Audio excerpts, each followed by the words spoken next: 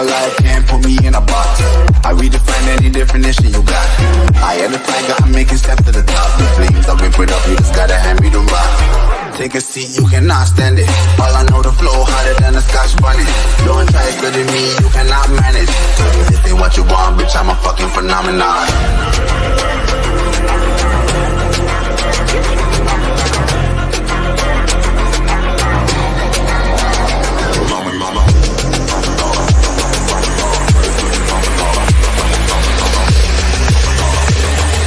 This ain't what you want, bitch, I'm a fucking phenomenon.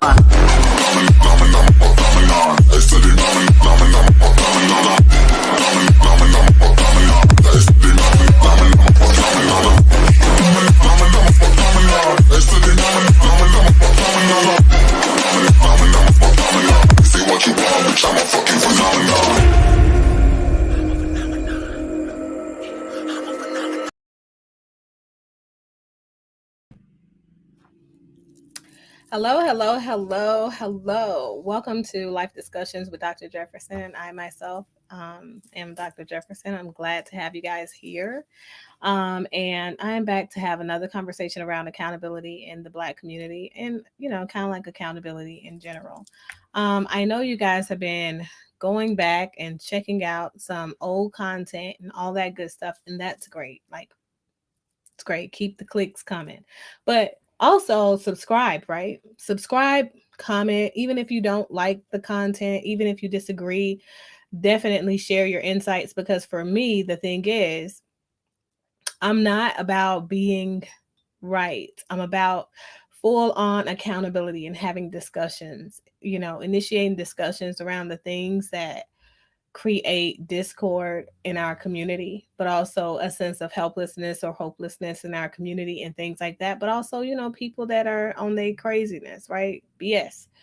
So I'm here to call those things out. On yesterday, we had a conversation, a pretty comprehensive conversation, actually, around Kevin Samuels and his response to the allegations by people in the media, people in the public sector as well, mainly naming women. Thanks, Trey. Hey, how are you doing? His response to their allegations that he's gay.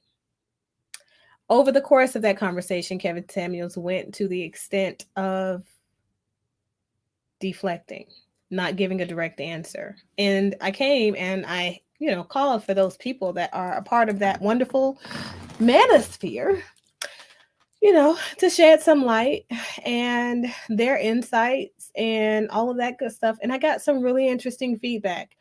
And I want to mention one of the commenters. I'm really trying really hard, but drawing a blank for his name. So if you're watching right now, feel free to comment and let me know it was you.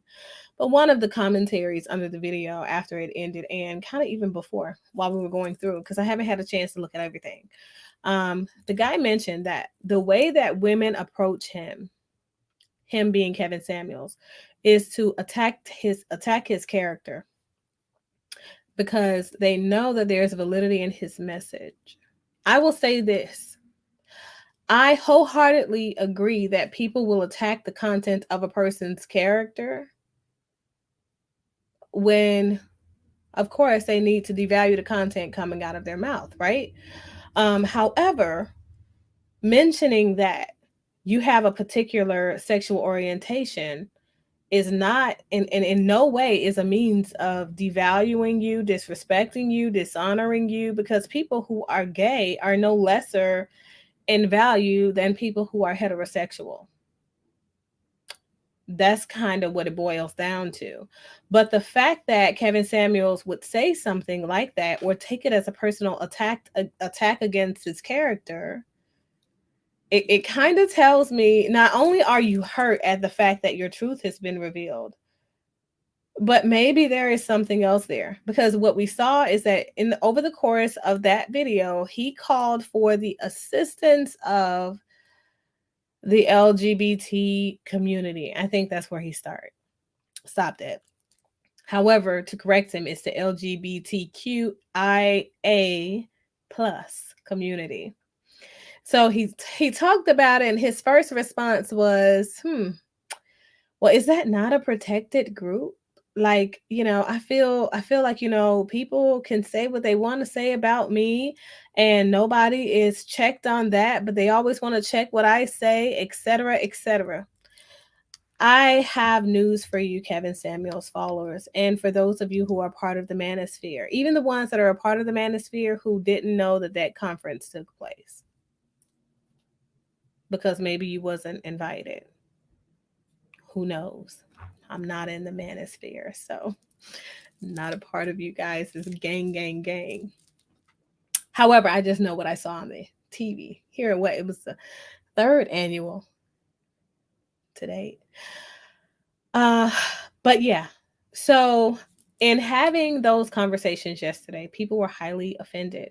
So I'm back today to have another conversation that elaborates on some more content from Kevin Samuels. And also, I have got to give a huge shout out to the people who work for and are part of the team of Vlad TV. And before we get started today, we're really going to talk about that, because here's the thing: the internet has a fair usage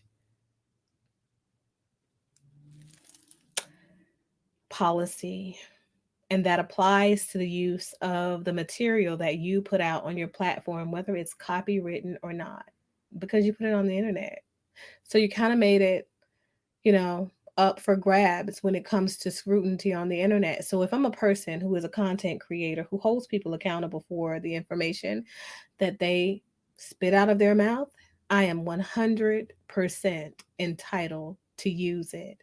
So good luck with that complaint, and good luck with flagging those videos.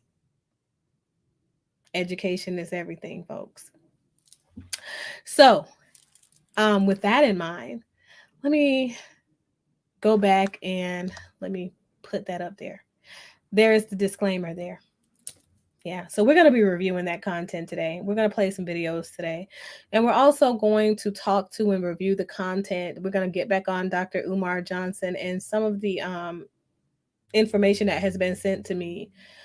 So new discoveries about this guy.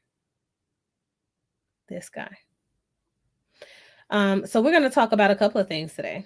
I hope you guys are ready. Hope you're game. But of course, I got to get out of here in like an hour. So gonna keep it short, okay? So no really long drawn out conversations like yesterday, okay? Y'all not gonna keep me here with the same energy. So go ahead and share the content now. Okay, go ahead, push, share, and let me know you shared it, and then also go ahead and subscribe if you're not subscribed, okay? You said I figured they would try and flag you. Yeah, but they got the right one today. I'm here for it. So even though people will say that Kevin Samuels is being attacked, I want to know from you guys. I'm going to just say, I said he's this the other day. talking. Wait.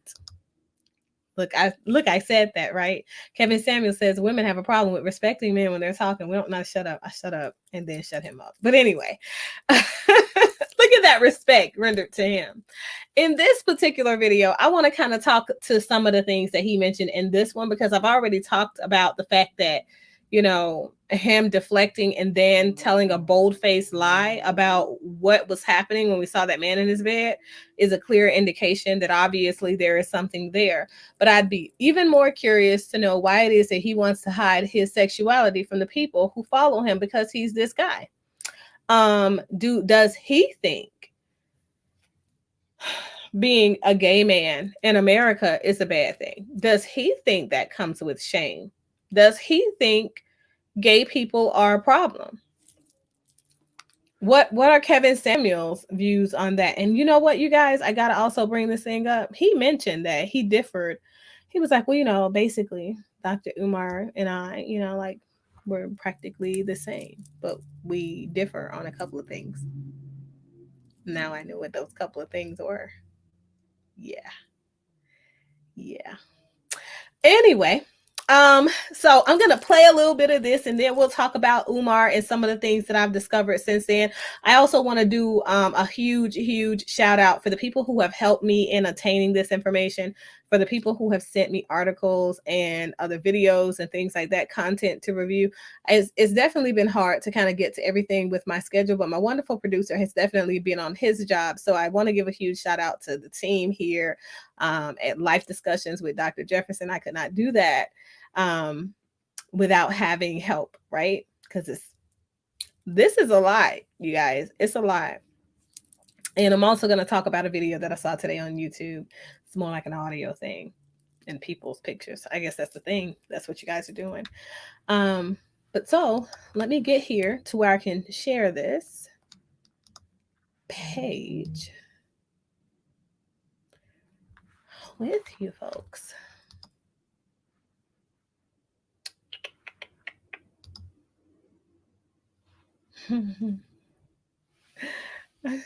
Who has that up? Let me see. Who? What? Okay, so I guess we'll listen to this one while I pull up the other video. But you know, it is what it is. Hey. And what problem do these people have with somebody being gay? I mean, I've said it last night. The LGBTQ community, y'all are on the clock, because the sheer amount of gay bashing, gay innuendos, gay slurs, hate speech against gays, why is that allowed to persist? Why is that allowed to persist against me?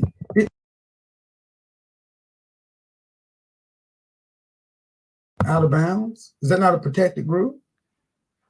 So the people who keep saying these things, I'm asking, where's the LGBTQ community in this whole thing? Or is it okay when it's a heterosexual man and it's being used as a gay slur? So you can't have it both ways. You can't have it both ways. So you're gonna have to pick. So by them writing that article, by them doing all this other kind of stuff, they've injected something else.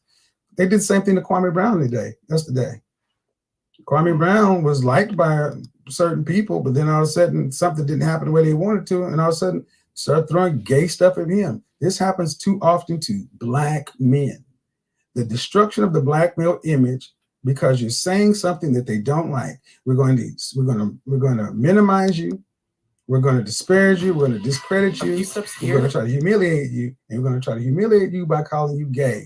I've addressed this countless times, but then you can have a show where I have a Zoom line where you can click on Zoom. If you've ever been on a Zoom call, when someone pops up, their photo is there. And people can switch their photos and things like that. But I also use another software to where their photo comes up and they're in a green room. Their photo, like what I'm looking at, is kind of grayed out. And if you're running a show, if you click the wrong button, something can come up. That person's photo can be there. That person's picture can be there. That was a person that was in a call queue. Now, was that the actual person who had fallen asleep? I don't know. Was that a photo that person put up? I don't know. But I talked about this thing in show, real time. That person had gone from trolling me on one platform to where a woman was even like, who is that person? I was like, don't worry about him. He calls all the time. I announced that. It's still up now. She's like, well, I didn't know what to do. I was like, just don't pay me any attention. And I talked about it. Then as I get on to the next part, this person comes up and I'm like, oh, this person's back again. And when I clicked it off, I think nothing of it. I wake up and it's everywhere. Purposely, deliberately taken out of context to perpetuate a narrative, to smear a Black man with being gay. So what I'm going to say is this, where's the LGBT community in this? Because it's up there for anybody who wants to see it. And are we actually saying that if I were, and if people, the funny thing is, if people really thought I was gay, they wouldn't be coming to me like this. Because they'd have to deal with that very LGBT community. They'd have to deal with that community. So by the fact that they're coming after me this way, they know they don't think that. But you can't play both ways. I've had gay rumors. I almost feel like that's a sign of making it. Like, you haven't really made it unless someone comes out and claims that you're gay. Well, that's a sign of making it. You know, it's one, and like I said, in this whole cancel culture, you know, people are having to go back to apologize for tweets they made 12 years ago, when it was okay to even say something like this on South Park or a movie or this and that. When you actually have people with platforms, media outlets, blog sites running with a story like this was mentioned on a popular morning show. Hold on. I want to just mention, I just want to interject just briefly here because I'm a woman. That's what Black women, people do, according to Kevin Samuels. So he still hasn't answered the question directly. Who hurt him? Does he like men or like women? Like, so we play like this with people's brand and sexuality for what? All of this because I'm saying truths that men agree with. And you may not like my point of view, but to sit there and do the very thing you're saying that I should not do is hypocritical. We needed a new.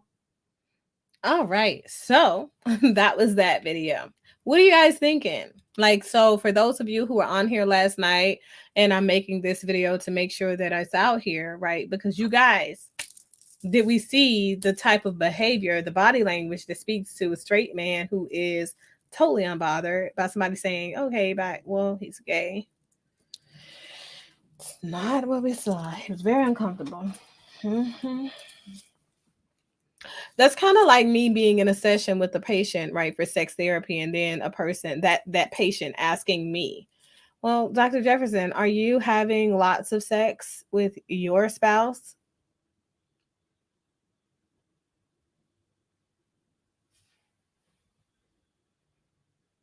I am not going to answer that question.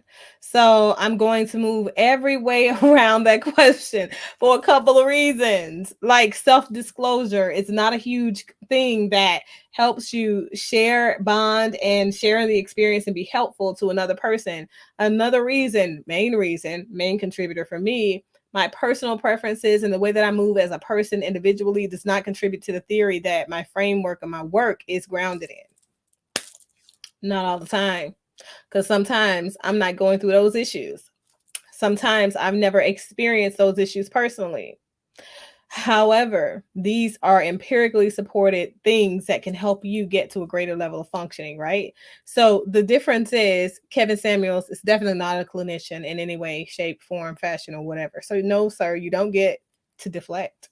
You don't know. And it's important that you address that question for a couple of reasons.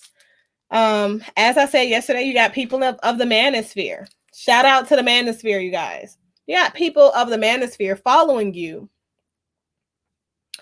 And your manhood, manliness, all of that is contributory to them following you and feeling like the content that you provide for them is valuable. Also, these young women that you are counseling over the course of time as they call into your show, they want to know that they're out there trying to get you, Kevin Samuels. Kevin, they're trying to get you. They want to know that you're available emotionally and physically to a woman. So therefore, your advice is some that they can take, because obviously there is some young lady out there lighting your fire. Yeah, that's kind of what that boils down to. But so there are some other things that go to the narrative that Kevin Samuels has definitely clearly painted on his platform. And don't think that I'm going to brush over, like he didn't mention that last little piece, right? Which was the same thing that his little follower, manosphere person, came on here and said yesterday. And also what the commenter said today. So you think that really these people would say that you're gay? You think that these people are playing with you? When they saw a whole man in your bed, you talking about that was a caller that was in waiting, sir? You were playing with your cameras. There are pictures on your social media with that same said background. What this dude went and replicated your bedroom. Woo! Followers, let me tell you guys, followers can be something. Anybody replicating my office background? Anybody? Did you guys go do that? I'm going to need you to do it so I can feel grand like Kevin Samuels. Feel like I'm appreciated in some way. But no, seriously, nobody does that. Nobody's going out here mimicking your background and making their bedroom background look like yours. that are in your pictures on social media. No, nobody is doing that. Nobody, Kevin, nobody's doing it. They're not. Sorry.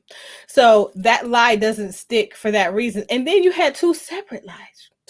Did you hear the two separate lies? Two separate lies. Also, I have this other thing that I'm using. Got this whole different kind of software. Stop playing with me. So you said when his boo came up on his screen, he was caught off guard. Right. And was clicking to get back to the regular show. Oh, God. No, Kevin. But so here is the thing, you guys. My question that I asked yesterday, I said, what does that mean? So Kevin Samuels is gay. What does that mean? Does it mean that his message is less valid when he's out here talking about, what sustainable relationship success looks like? I don't know. Because I don't even agree from the beginning whether he's gay or not. Never agreed. Does it mean he has less wiggle room in his interactions within the manosphere? Maybe. Does it mean that he's a contradiction? I think that somebody mentioned earlier in your comments that, he could have some shame. So can we go back to that comment? Who mentioned that? Let's see. And for those of you who are just coming in, make sure you share this content really quickly.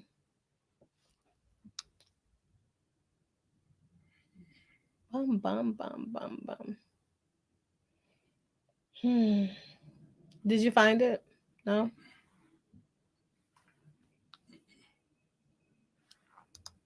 Okay, wait. Let me look at this one because I didn't see this one either. This is why I call myself the Rainbow Red. I'm an LGBT ally and have been called gay because of that. So here I am, Rainbow Red. Being called gay is not a slur. Exactly. I agree. And I'm an advocate for humanity. Okay. So I think that people who are gay have just as much right to live and exist and be and, pursue life, liberty, and happiness like every single one else, right? Every single other person. The thing that sometimes get me though is that for Black people, right? Black people have a problem with accepting that the struggle that the LGBTQ community is currently going through is very much the same as when Black people went through the process of integration. You see what I'm saying? So that is my biggest problem when it comes to us. We, people who are following Umar, and we're going to get to him, but people who are following Umar have this mindset that, and they really do. Like, I think that this guy has really seeded this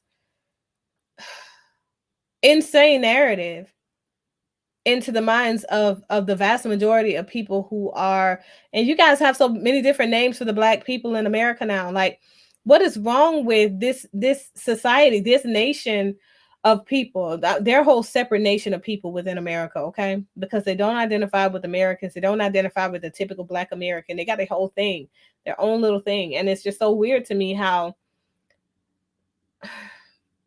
this generation of people, these Gen Z people, have this mindset that they can create their own language amongst themselves and then have that language be universal among every single other person in the world, and then devalue or remove the previous things that we've known, have researched, lived through. The live through part is huge, right? And then introduce this mindset that there is something owed to them. That's the thing. It's to them. I don't have a problem with the idea that maybe there is something owed to Native American people, other families of, the descendants of Black slaves, right? I have a problem with these young people thinking that there is something owed to them directly.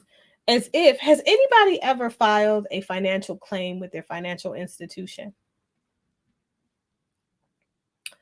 I think I'll wait for that answer.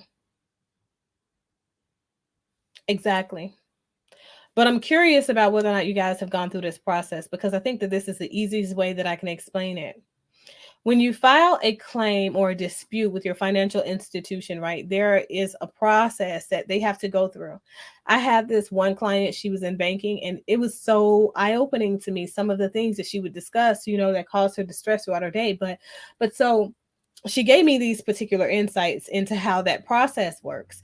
And so they have to go back and look at whether or not, if you had those funds, or that whatever it is, right, that were mistakenly removed from your account or charged by fraudulent activity, whatever, if those funds were present at every single moment where you received an overdraft notice or something like that, right, would your account have still become negative as a result of this? So that's how they determine as to how many of these fines or whatever that they reimburse you, in addition to the thing that you're filing the dispute for. So here is my thing. If young Black people are saying that you owe me reparations for my slave ancestors, I need my 40 acres and a mule as a result of it not having been rendered to my forefathers. Okay. Follow me here. Follow me. You would have to, first of all, divide that 40 acres up into every single descendant from that particular slave line that qualified for that 40 acres and a mule. That's the first thing. That's the first thing, right? So we would divvy up the land amongst the descendants of the people who were on that plantation, right? It's a lot of people. It's a lot of slaves. So it's a lot of descendants. It's a lot of descendants, okay? We ain't got enough mules for you. Not then, not now. So as time goes on, right? As more people were born through your line, right? As more people moved in and out of spaces and in and out of the states, right? As more people decided to no longer sharecrop, right? Would you now still have that legacy that you're claiming your family would have attributed to you and your being? So I don't think that Black people are realistically approaching the picture. That's the only problem I have with that. If you look at the descendants of slave owners to this day, some of the white ones, okay, if you look at them, are they staying, the vast majority, even 50% of them, are they staying on the property of their slave owning ancestors? Do they still have ownership of these properties? Their children or children's children's children's children, do they now have ownership of said property? The answer is no.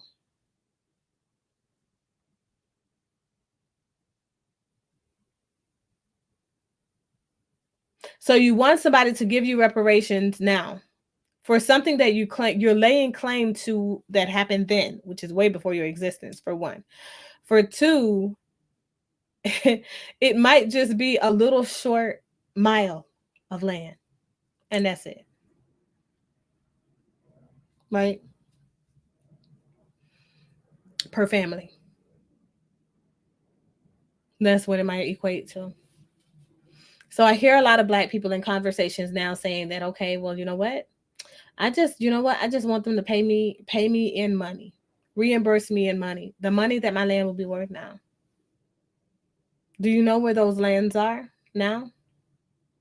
Do you even know what the property value would be now? Have you gone to these places now? Do you even know where your slave ancestors came from? Period. These are my questions. These are my questions. So let's talk a little bit about this video that I'm about to show you guys from Kevin Samuels, which is it's very interesting too. So I talked a little bit about this and kind of like brushed over it or whatever. Didn't really get into it really deep or whatever. But I think it's really important for us to really take account of how Kevin Samuels, excuse me, sees the world around him, and then the way that he responds to DJ Vlad, I think that's his name. Um, when DJ Vlad had his own thing to say. So let's look at this.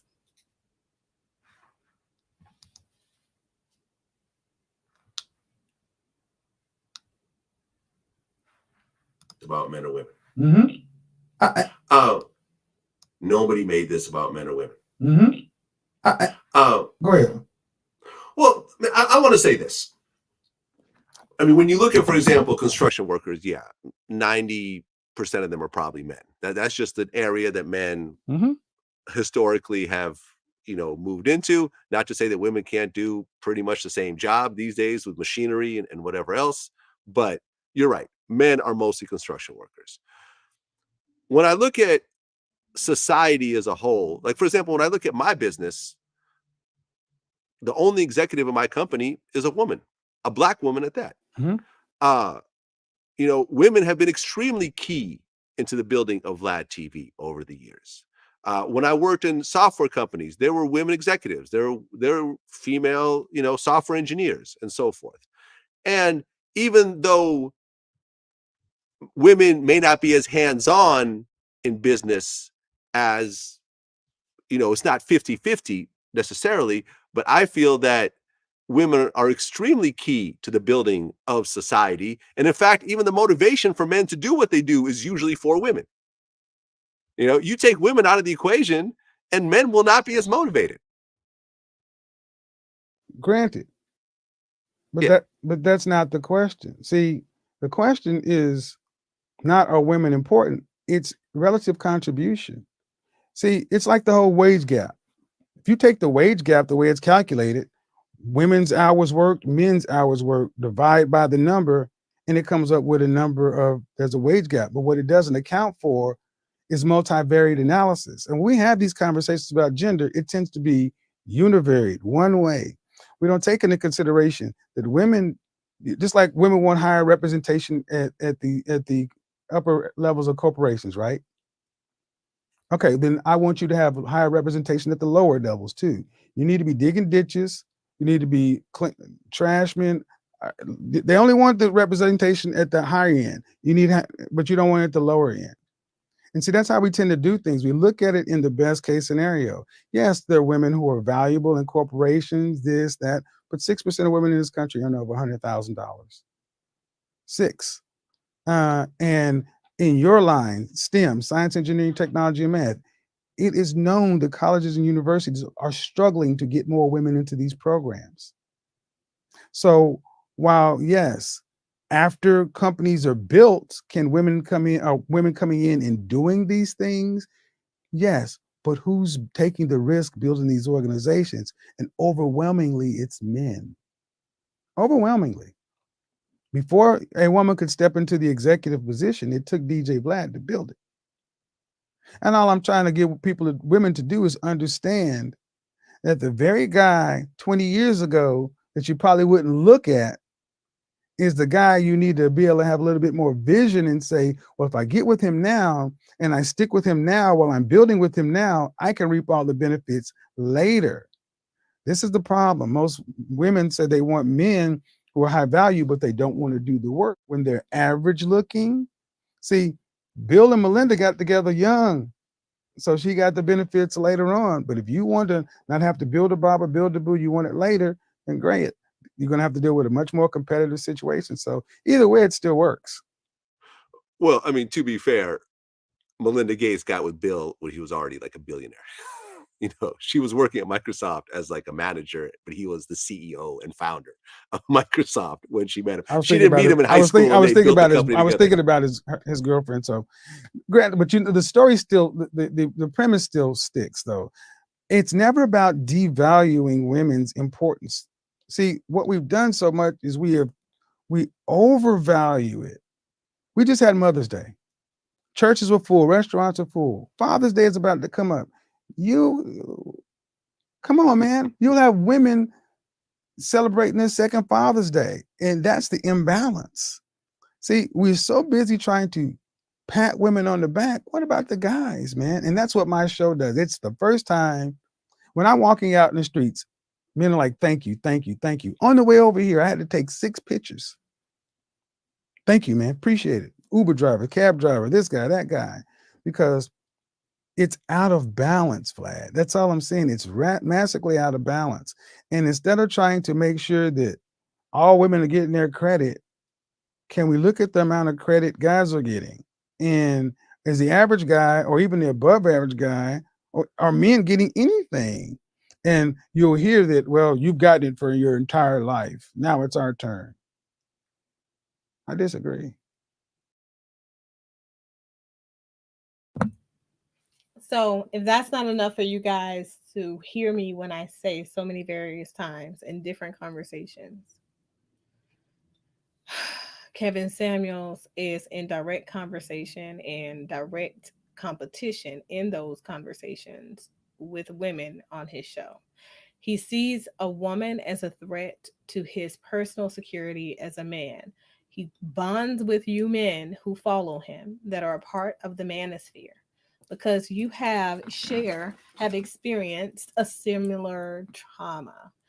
So, as a result of listening to this guy talk, where he's not guiding the conversation, and you see an external component guiding the conversation, I'm curious as to what your energy now looks like when it comes to just your ideas around some of the things that he said, some of the situations he's prevented you from being in. He was clearly wrong when he talked about Melinda and Bill, even though a lot of people talk about their relationship heavily because you guys see that this guy has some type of extramarital affair, blah blah blah, and he has this wife. This wife is not a Black woman. The problem with Black women is they don't allow men to exercise their options. Come on. So it's interesting to me. It's interesting to me that men can open their mouths and say that type of thing, and you are descendants of women and men who had those very toxic behaviors, where these women would definitely be burying their man, even though he was found dead in the house of his mistress, where he fathered kids that were illegitimate because he had a whole wife across town. That's what the Black community, the women in the Black community stems from. And the reality is this. I think that oftentimes Kevin Samuels, he, I don't know, idolizes these other cultures and doesn't know enough about them. And as a result, he uses those idols, he uses those very small instances or whatever to devalue Black women. He said several times in his commentary, oh, a woman wants to be valued at or wants symmetry here at these higher levels, right? The problem isn't devaluing women, it's just that we're overvaluing them. So, for any of you men who have a woman out there, for any of you men that have been married, for any of you men who has been tethered to a woman who is more than worthwhile, but a woman who has added value to you in a way and helped you to see things clearly so that you can establish yourself, right? I want you to talk to how much you value the woman that did those things for you, the woman that was there for you, right? Even if that woman happens to be your mother, even if that woman happens to be your sister. So when we talk about the value of the woman has a very unique position in all relationships in which she's tethered to a man. And it's definitely not one to tear down a man. It doesn't matter if the man is a Black man, a white man, Hispanic man, an Asian man, a Caribbean man. It doesn't matter. It doesn't matter. A woman's job essentially is to add value and to be able to see the success into her man. that she aspires to have for her overall outcome or her overall gain in life in general. That's her job. Inarguably, that's her job. Oftentimes I hear men talk about, well, what are you bringing to the table? Right? What's a woman going to bring to the table? I'm a part of this dating group for PhD and doctoral candidates and things like that. And, people who are higher education. And it's so interesting to me. I saw this comment by a guy in that group. And he said, in response to this woman's comment, she was like, are you guys not the type of men who want to take care of their woman anymore? Is it to say that it's a lost cause for us to seek out men who really believe in being the provider, et cetera, et cetera? So, of course, you had a couple of guys on there saying, I can't wait until I'm able to be the person that this woman chooses to be her sole provider, because I can't wait to step into that place, because I've dated women who only want to take that masculine energy and do their part, or want a 50-50, and I feel like that's so disrespectful as opposed to how I was conditioned. You have other men, and mind you, these are white men, black men, Hispanic men. We got men of all types of backgrounds in this group. So this other guy, he gets on there and he's like, you know what? You know what? You know what? He said it like 3 times. So obviously he's putting a lot of emphasis on in all caps. I am tired of being the man that is considered to be the person that's supposed to provide for these women. What is she gonna do? Like, where's her money going? Like, what's she doing with her money? Probably spending it on things that she don't even need. I've been married already one time, and I'm not about to let a woman use me up like that. So Kevin Samuels, it's a perfect example, you guys. Your mindsets around these relationships and the potential of these relationships and the potential exploration of life in general is shaped upon your experiences and the way that you perceive them from your past. Period. This man was talking about Father's Day coming up and talking about women potentially celebrating Father's Day as honoring themselves, and Father's Day hadn't even come up yet. What are you doing? What are you doing? I really just don't understand. I don't understand. Help me understand, people. Help me understand. That's it. Just help me understand. You said women are attracted to males that have the ability to copulate with more than one female. Men and women alike have the propensity to have sexual relationships and intimate relationships with multiple partners at one time. That's just kind of the nature of humanity. I want you guys to answer a question, right? If we went back to what people believe about the Bible, how many of you folks are religious out there? So if it's a woman's job to be fruitful and multiply, what happens when the man's fragility in life fails to yield sperm? Many people do not know the background of cuckolds, right? When they talk about sexual deviance. But that's the background. Yep. Yeah, it is. So if a woman can tether herself, can betroth herself, can commit herself to a man, she can make a commitment to be faithful and true to only him. Why is it that a man can't keep his penis in his pants and do the same? I think that's the real question. Why is it that we as a society shame women for sexual freedom and we liberate men and say, you know what, they were just sowing their royal oats? Why is it that we adapt a mindset that says that all men cheat, it's just a matter of time? All men don't cheat. They don't.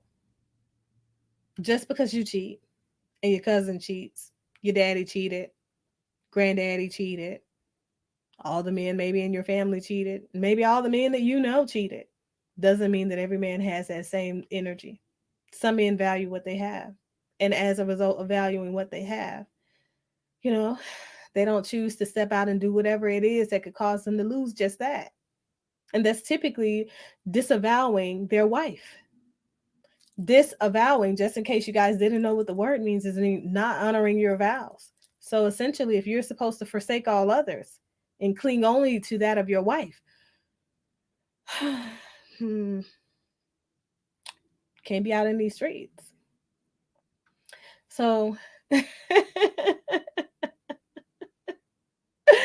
right. I said the same thing. Let me tell you, these women, they went back and forth with him. And I was like, you know what? It'd be interesting to have him on, because we facilitate interviews periodically for the people that are in the group, so people can better get to know each other and figure out whether or not they are really interested in getting to know these people, because you want to know what's underneath the character of the person, right? And I was like, you know, you guys are going back and forth with him, but why argue with this man about where he sits, what his value system is? At the end of the day, his value system doesn't have to be the same as yours. It doesn't. Kevin Samuels, his value system doesn't have to be the same as ours. When I talk about Umar Johnson, his value system doesn't have to be the same as everybody else's, but it's still his value system, and it holds validity for those men, right? But the thing is, when you go and you push your agendas about your particular purviews onto everybody else as fact that are inalienable, and you say that, hey, this is what we are owed, this is what's happening to us, this is what's coming about, you start to look a little psychotic. Nobody else is seeing this but you.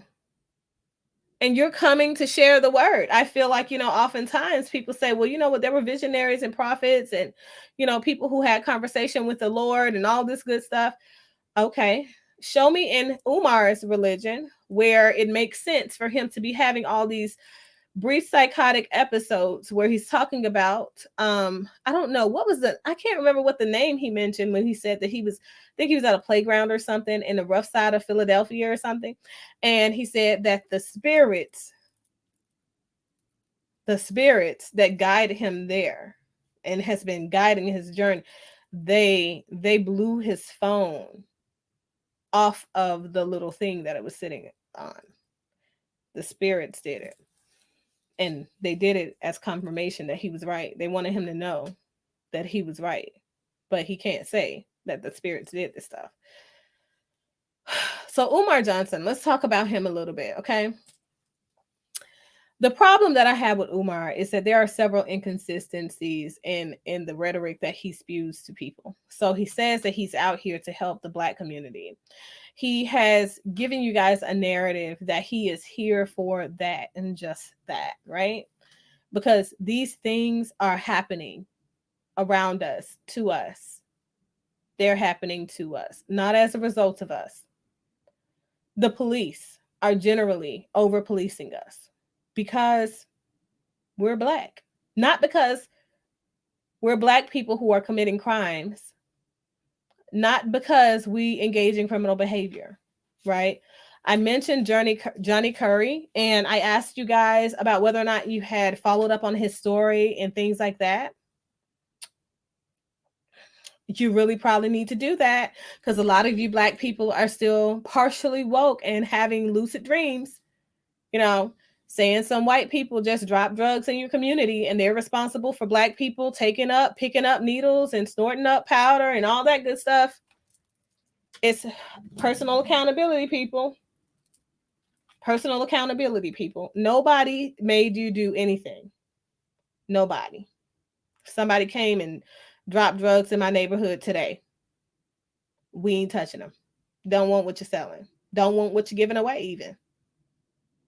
People give away food to the hungry every single day, and they don't go get it. They don't go get it. And it's free food, and they hungry.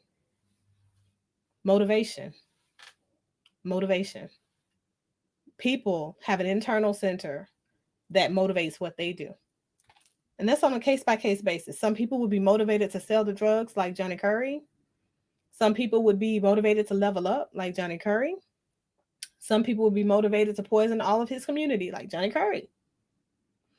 Some people would be motivated to turn around, go back in their house, close the door, and protect their peace and their freedom at the same time. The thing that I liked about Johnny Curry is that this guy takes 100% accountability.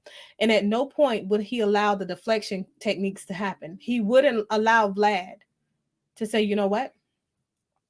It was them damn white people. White boy Rick. The feds did this to you. They put you in jail. He was like, the feds put me in jail. They locked me up, but ain't nobody put me there. Ain't nobody make me do what I did. Ain't nobody do it. Nobody do that. Like, you got a prominent black mayor. That was in cahoots with him. A whole police department in his pocket. What are we talking about? What are you talking about? What are you talking about? Black people never got an opportunity and never had a chance and never had no money and never did anything. Dude say he made $200 million. Good grief. He was like, that money go away fast too. I'm sure it does when you're handing 10 grand here, 15 grand here, 20 grand here to people to close their mouth, look the other way. But I feel like, hey, Stranger Talk Live, what's going on? What's going on, AAS? So I feel like we have to be accountable for the things that we do, what our roles are, and people who allow us space to exist or coexist with them, where they're providing these things that are a detriment to our society. They also equally have to be held accountable.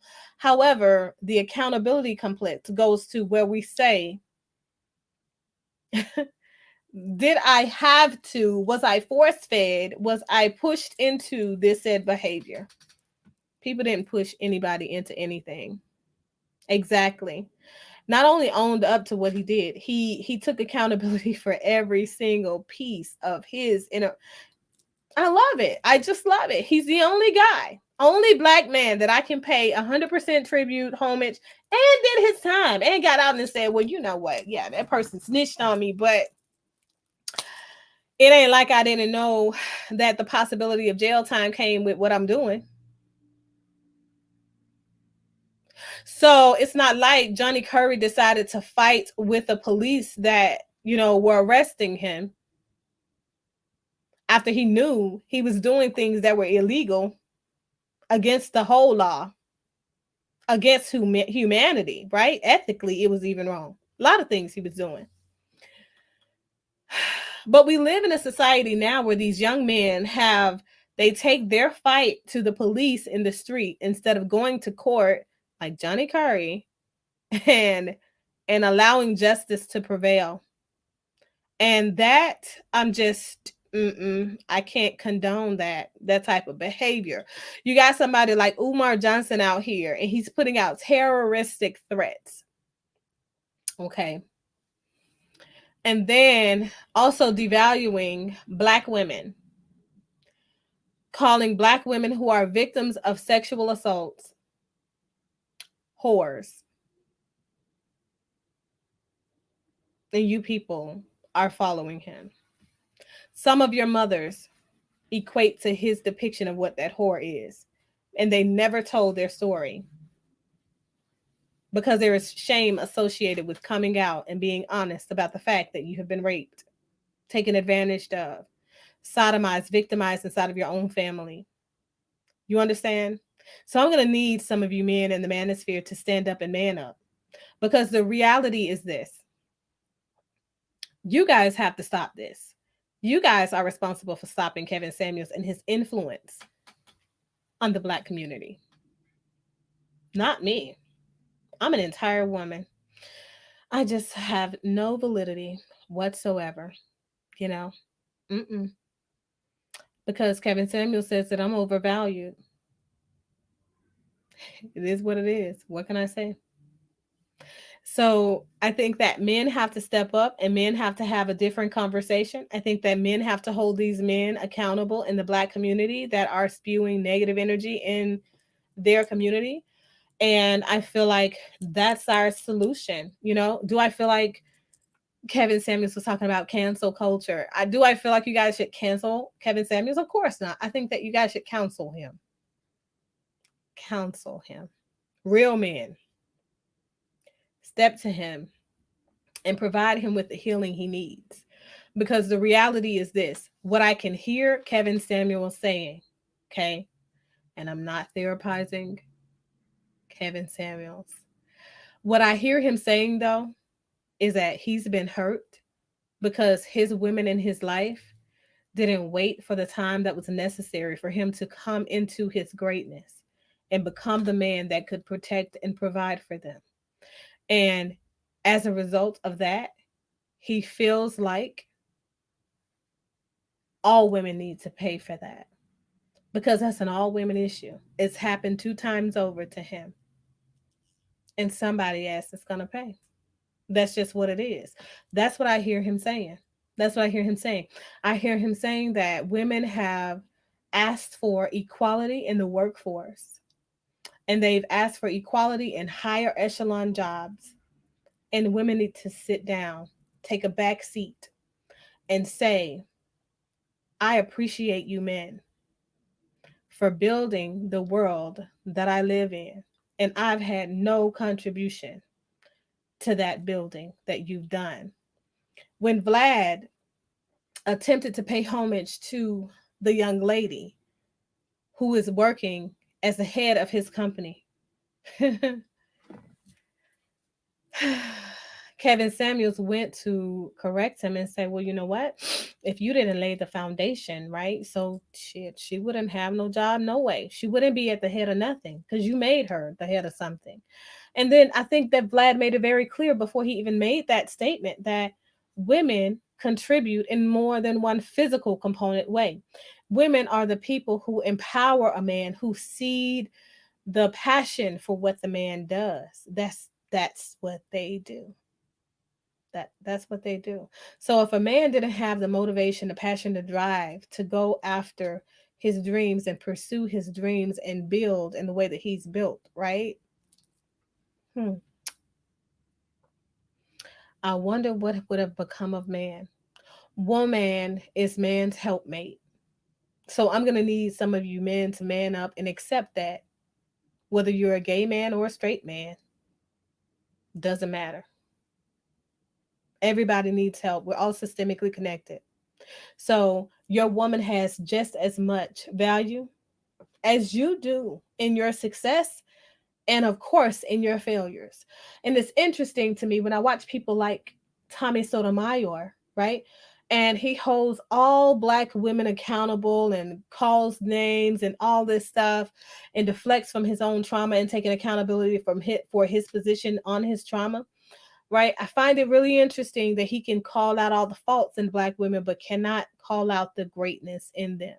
I think it's very interesting that he can say disrespectful things that place his mom in higher disregard and accountability, but he cannot say that because my mother was single in raising us and doing what she had to do to get there, right? Because my mother came from humble beginnings, I now have a greater level of valuation for her because she did what she had to do and she kept her kids. I think that is a issue. That is an issue. That is an issue. When Black men can have sex, lay down, reproduce with a Black woman, but then negate to step up into his proper place and seat himself properly in the life of his child, in the life of that woman that he shared his spiritual energy with and his physical energy with. When a Black man cannot do those things, right, in their right way, and that's in a way that is reflective of your valuation for that woman that you lay down with. So that's marrying that woman. That's if you choose not to marry that woman, taking care of that woman and that child and making sure that the image of that woman remains at the forefront of value for that young man, right? That young woman that you're responsible for cultivating, shaping, and putting out into the world as a grown adult, right? If a man can't do his part right there, that says that there is something wrong with that man, not the woman, because her issues that she needs to take accountability for are separate issues. But a man has to check his position from which he stands.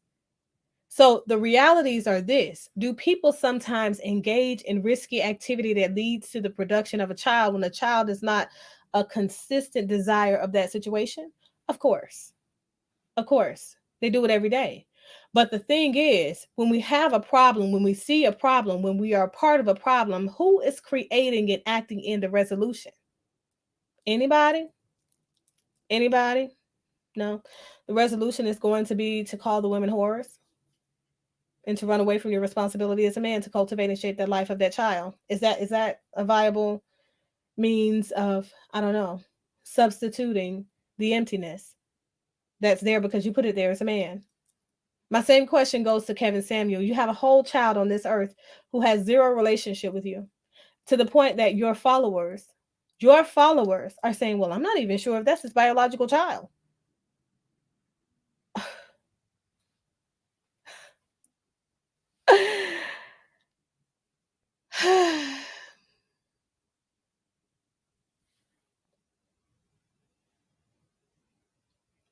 I just don't understand. I've seen, no. Let's make this very clear. I've seen Tommy Sotomayor's his address of his trauma with, what is that guy, Son Netter? Mm-hmm. I've seen that video. Yes. I've seen that video. So addressing your trauma doesn't mean that after, so the thing about this is this. I'm gonna make this really clear for you guys real quick. When you heal from the trauma that you've experienced in your life, therefore addressing your trauma, right? So talking about your trauma, right? Acknowledging that it happened is one thing. And that's typically going to be a part of the blame game, to be honest. Acceptance radically and healing through your trauma is a different thing. So that means you walk differently because you see life differently. You see experience differently. You see your indicators of your trauma differently. You see the contributors of your trauma differently. You see your options differently. And as a result, you move differently. And you also speak differently. Tommy Sotomayor is very consistent in the way that he moves, talks, and everything. The only thing that Tommy Sotomayor now addresses as traumatic for him is when people use his daughter in ill regard, sexualizing her pictures and things like that.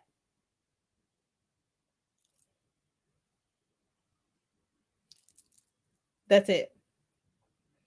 But you can still be disrespectful of women. You can still be overly, how do they say, abrupt in your approach to women that call into your show.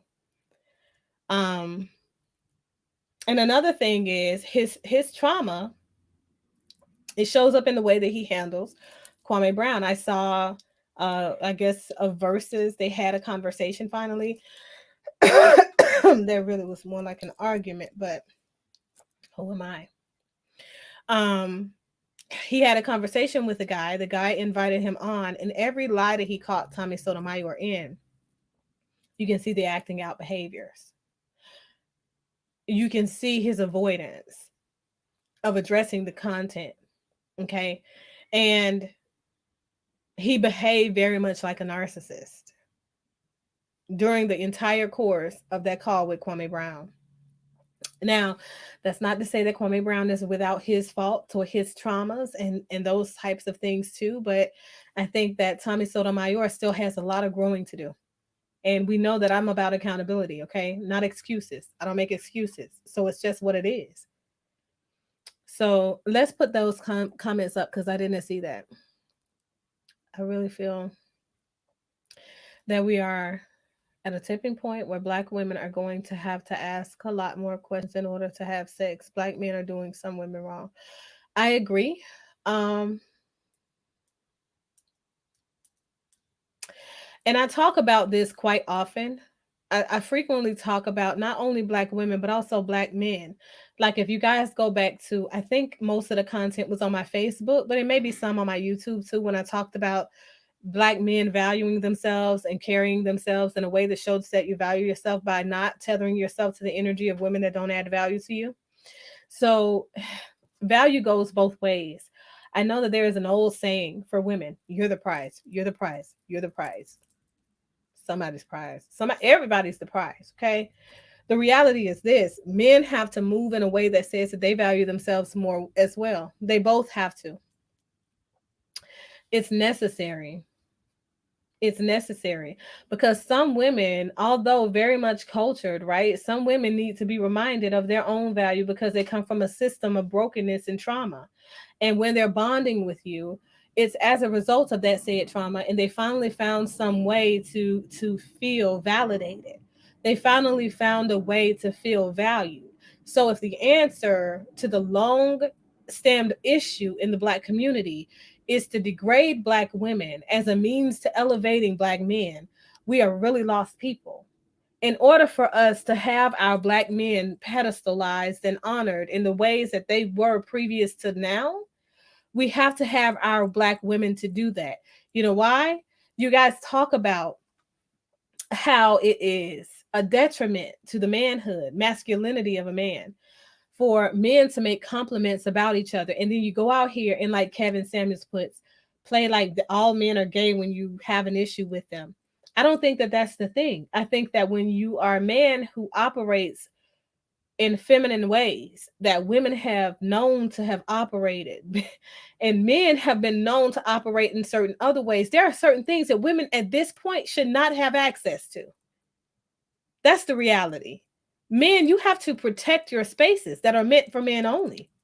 Women should not see men having arguments on social media and screaming, "Mama's cooking, mama's cooking." We shouldn't be doing that. That's less than valuing yourself. I get that you want to entertain somebody and all that good stuff, but guess what? That's what we got stand-up comedians for. If you want to do that, go do that in that facet. But you should not be devaluing yourself by paying for sex frequently and putting that information out there. Over sexualizing yourself, right? You should have more value for yourselves. Women, the same goes for you. You should have more value for yourself. The solution to the issue in the Black community is that there has to be some level of cohesiveness. Black men and Black women have to come together and take down these people who are a contribution to the detriment of Black wealth and health in the Black community. And then the next step is going to learn how to properly integrate yourself. So stop trying to separate yourselves from the rest of the population in America and realize and accept the fact that you're American, and together you stand united. And now you can actually demand some things that can help elevate your position in a society where it's highly capitalistic. So I think that you have to do the work that leads to positive outcomes in general. Okay. Excuse me. So that calls for the removal of Kevin Samuels and the removal of Umar Johnson, right? Sonia TKO. All of these people. What's his name? That one on the radio. Charlemagne.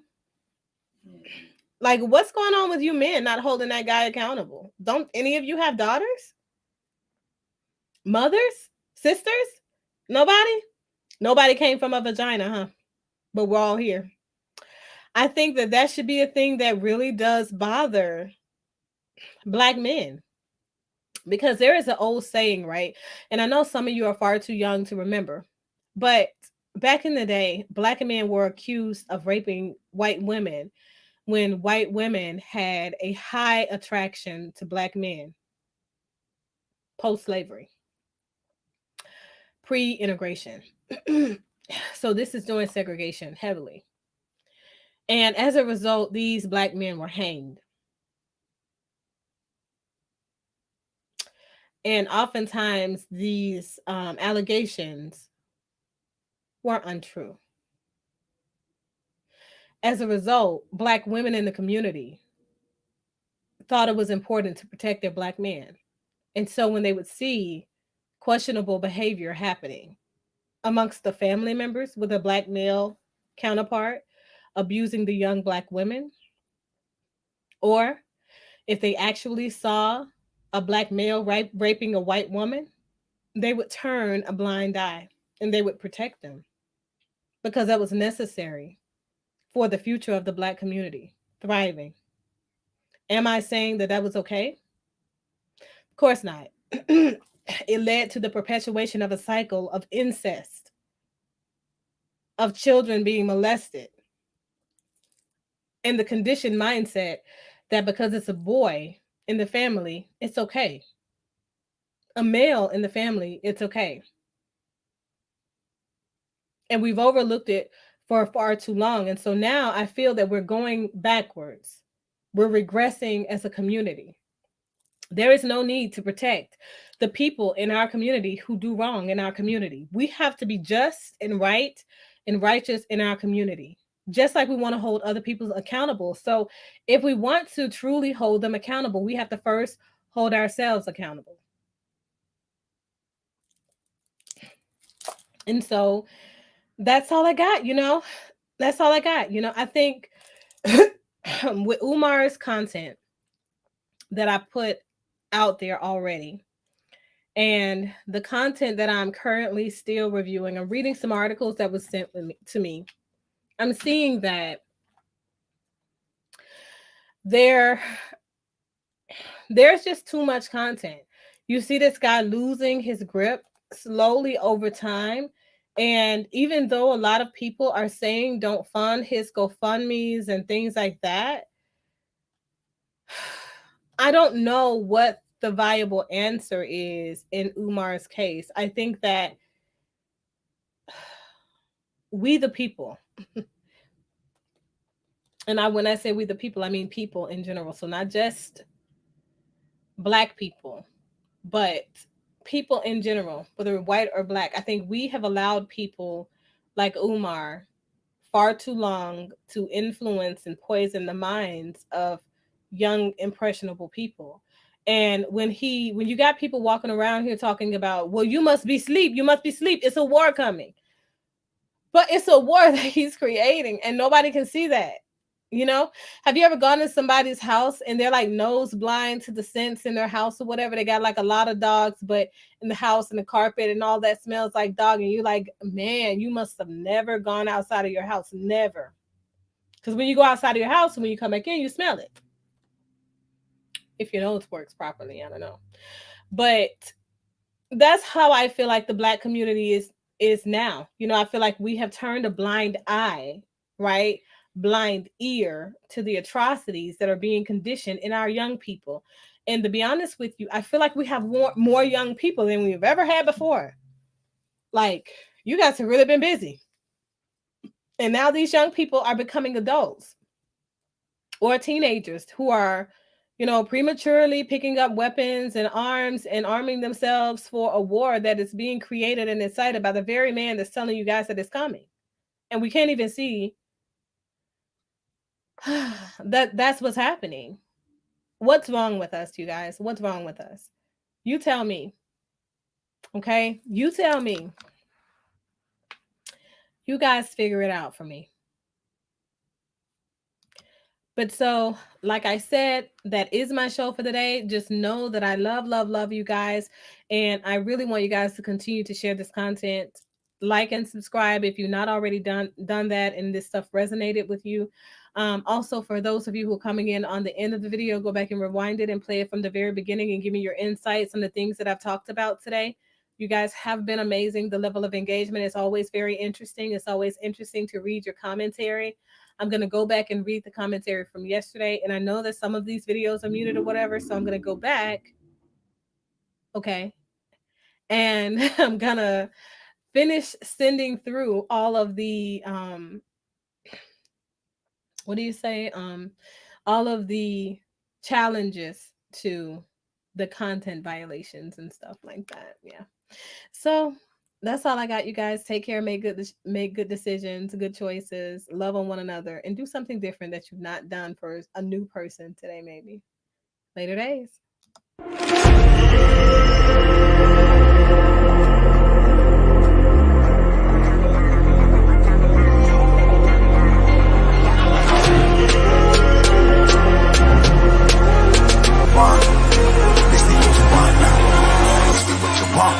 Who alive can't put me in a box. I redefine any definition you got. I am the tiger, I'm making steps to the top. The flames I whip it up, you just gotta hand me the rock. Take a seat, you cannot stand it. All I know, the flow harder than a Scotch bunny. Don't try studying me, you cannot manage. This ain't what you want, bitch, I'm a fucking phenomenon.